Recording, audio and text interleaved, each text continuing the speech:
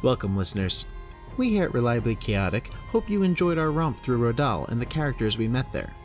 Perhaps in the future we'll visit again, but until such time, we thought that you might like a quick refresher on everything that's happened thus far in Solane. Waking up in a dungeon held by the Eltrun military, Katzen Monk Scratch, Sneak Thief Jeltor, Storm Cleric Altiel, and Bard Extraordinaire Piper were met by a gold elf who told them that they were to be put on trial and to death for their crimes against Eltrun. Before the elves could make good on such a promise, the floor opened and a swarm of goblinoid attackers slaughtered the elf before moving on to continue the onslaught in the castle. Seizing their opportunity, the ragtag group broke out of their cell and collected their belongings, only to find a few extra magical items were among their personal effects. Not having the time to investigate further, the party moved down into the goblin tunnels below to make good their escape. They fought through several of the small folk, only to make their way into a massive chamber holding a gold dragon lashed down and subdued by mind flayers. Taking down the Illithids and freeing the dragon, the party learned from Ogmar the Gold that he was not the first dragon to be taken, and that a message needed to be brought to his kin in the north. Vowing to do so, the party fought through the masterminds of the attack, a group of dark elves, and breached the surface.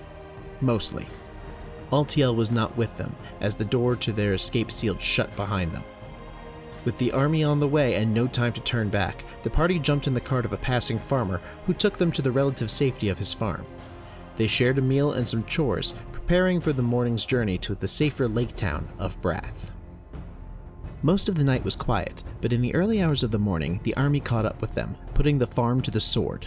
The party escaped with only the farmer's son and daughter still alive, but managed to pick up an extra body as their cart clipped a tree and sent tumbling into their cart Craig the gnomish barbarian. Unable to make heads nor tails of the silly and childlike gnome, the party accepted his assistance begrudgingly as they fought off further attacks.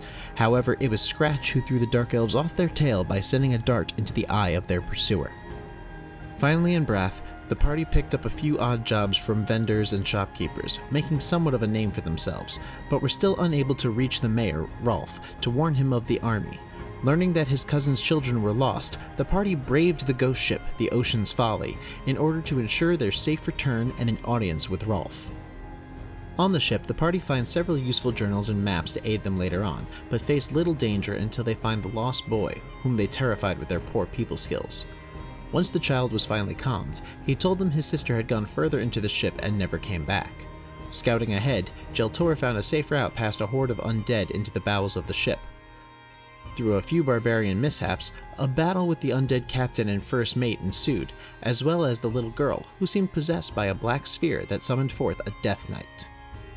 Once their attackers were dealt with, Jeltor scooped up the orb and found himself face to face with Cyrus, god of death, who alluded that he and his comrades were chosen champions of the gods. Unsure of what to do with the information, they returned to town to deliver the children and meet with Rolf. Scratch and Piper spent the evening observing the stars and realized that several constellations were missing from the sky. Meeting Rolf, the champion soon realized that he was inept at his job and turned to his right hand, a gold elf named Gilly, for what needed to be done. They were given the task of speaking with Captain Rosita of the Lake Turtle to prepare it as a means of escape for the townsfolk, and to hunt down Bezit, the half-orc in charge of Brath's defenses. He had gone missing weeks ago, and his notes were essential to the well-being of the town. On the road to the mountain range known as Garen's Fangs, the party came across a kobold circus who was now traveling because their home had been taken over by a mean dark elf and goblins. Sid, one of the performers, volunteered to show them the path the grumpy half-orc didn't want them to show him.